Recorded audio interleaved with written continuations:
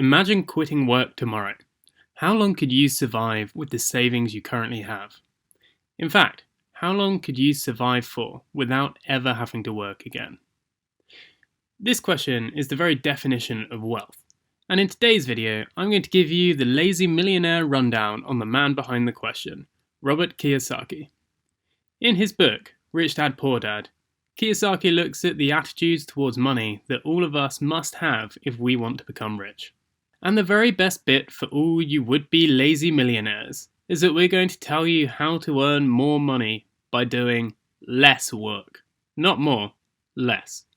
You'll be earning your dollars just from sitting in the garden scratching your nose in no time. Sounds impossible, doesn't it? Like winning a fortune on a three-legged horse with no head. But bear with us. Robert Kiyosaki did not come from a wealthy background. But get this, he is now worth around an estimated $80 million. A businessman, author, and motivational speaker, he came from ordinary beginnings in Hawaii, and the lessons he learned way back then have made him the success he is today. Just to be clear, Robert did not have both a rich dad and a poor dad. That would be an early 90s sitcom called My Two Dads starring Paul Reiser. It was quite funny, you should Google it. No, he had one dad. His dad was a clever, hard-working man who had been to university. His friend's dad had not enjoyed such advantages and had left school early. Guess which one was the poor one and which one was the rich one? Yes, that's right. His school dropout friend's dad was the rich one. His own dad, who had worked hard and been careful, was the one who finally got into financial troubles, despite his background.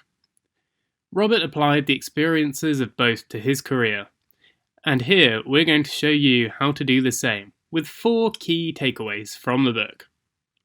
Number 1. Make money work for you. The rich acquire assets, and the poor acquire liabilities. This is probably the single key lesson from the book, so if you only remember one thing, then make it this. You might have the money to buy an expensive sports car, or if you're like me, you might have enough to buy 2 or 3. Your neighbours look at you as you drive past. The other parents at the school gate are jealous. You hear some of the mums whisper, "Why doesn't my husband have a Porsche? Why did he decide to buy a practical hatchback in dull brown?" And this makes you feel like king of the dads. But then your expensive sports car becomes a liability. It costs a lot to repair. In fact, you spend more money in repairs and payments than the car is even worth. Eventually, the exhaust pipe falls off and you sell it to a scrapyard for a bag of peanuts. This is a liability. A liability is something which sucks money out of your bank account. Sucks it out like the kind of industrial hoover builders use. A liability could be anything. Cars, food, entertainment, bills, taxes. All those beers that seem like a good idea at the time. Anything and everything that comes out of your salary every month. And a liability, like too many beers, only results in a headache. So how do I put money into my pocket instead of taking it out? That's the right question. Well done. What you need is an asset. An asset is something which puts money into your bank account. To become rich, you need to buy assets. Assets let you earn money at any hour of the day, even while you sleep. They're separate from your normal monthly income. Examples of assets could be shares, bonds, businesses, royalties, anything in fact that makes you money without you having to put in any time or effort. Imagine hiring out your flat once a month to tourists who are visiting your town. All you need to do is make the flat ready for them and then leave them to it. In a few days, you'll have earned lots of money for doing absolutely nothing. That is the ultimate goal for us lazy millionaires. Not giving any thought to the money we're making as we relax on a sun lounger, choosing which wine to have with our lobster. So get yourself a flat and rent it out on Airbnb. Or buy some shares in a company that's going to pay you dividends from its profit. Or get yourself a pedigree poodle and win a dog show. Okay, so maybe not the last one, but you see the point. They're all examples of assets that can make you money. In the book, Robert's father, the poor dad, made a good income, but his liabilities, all those pesky bills, were always greater than his income. Because he never had enough money, he was never able to buy any assets. His friend's dad, on the other hand, the rich dad, took care to invest his money in assets that could slowly make him money, and at the same time tried to minimize his liabilities. To put it simply, he bought fewer beers and kept his credit card locked in a glass case with "emergency only" written across it. The rest of his money he put into assets. But this is kind of scary, so how do you do it? Well, you have to lose the fear. I can't buy any assets. I'm way too scared it will all go wrong and I'll lose all my money. How many times have you not done something because you're afraid it might fail? All those ideas that you never really tried because you were scared. To start your own business, to acquire assets, take some risk. Nothing is ever guaranteed. Think of all those people who bought shares in the Titanic. Alright, so that's a bad example. Scrub that. But fear is what holds people back.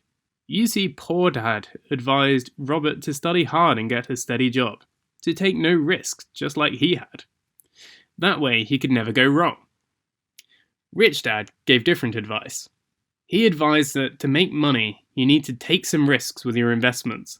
Otherwise, as Poor Dad found out, your income will be frittered away on all your liabilities. That is why Rich Dad became successful. He took some risks, bought some assets, and then went to bed knowing his assets were hard at work for him. Poor Dad's profession was his income. Rich Dad's assets were his. 3. Understand money. This is the hard one, and let's be honest, it can be incredibly boring, unless you're an accountant, in which case it's probably your equivalent of a wild weekend in Vegas. Poor Dad did not understand the difference between an asset and a liability. He could not see the rewards because he was afraid of the risks. He did not take time to think about how money worked, or to learn how to make the system work for him. But Rich Dad took the time to understand how markets work, what kind of legal tax loopholes he could take advantage of. He made mistakes along the way, of course, but he learned from those mistakes. His interest in asking questions paid off. He managed to reduce his tax expenses and reduced his liabilities. He could then reinvest his income into other assets. To put it bluntly, he invested his time to acquire knowledge. With his knowledge, he made himself rich. Good investment. 4. Get yourself in the right mentality. This basically means try to reframe how you think about money. Over the course of your entire life, one of the biggest risks is actually never taking any risk. You can see this because the Poor Dad believed in holding down a steady job, working your way slowly up the corporate ladder, and not taking risks.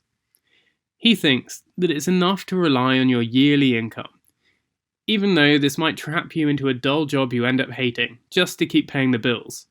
Or you might get fired one day and end up in financial difficulty. The Rich Dad advises you to learn skills you need to become an entrepreneur. Don't worry about the whole working your way up the ladder thing. Think outside the box. Take some risks to acquire assets, even if it's just $100 or more to start with. Always have an eye out for an opportunity. Don't buy things you don't need, because these just add to your liabilities. And don't allow yourself to become trapped by your monthly income stream. It's perfectly fine to make mistakes too. Mistakes are the things you learn from. Although, with that, a word of caution. Just make sure any mistakes you make are non-life-threatening. If you do have an idea to let people ride a shark for $10, maybe try a different business idea.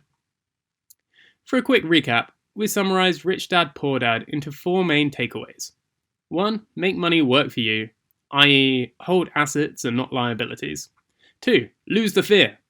When you're buying assets, don't worry too much about making mistakes or the value of those assets going down.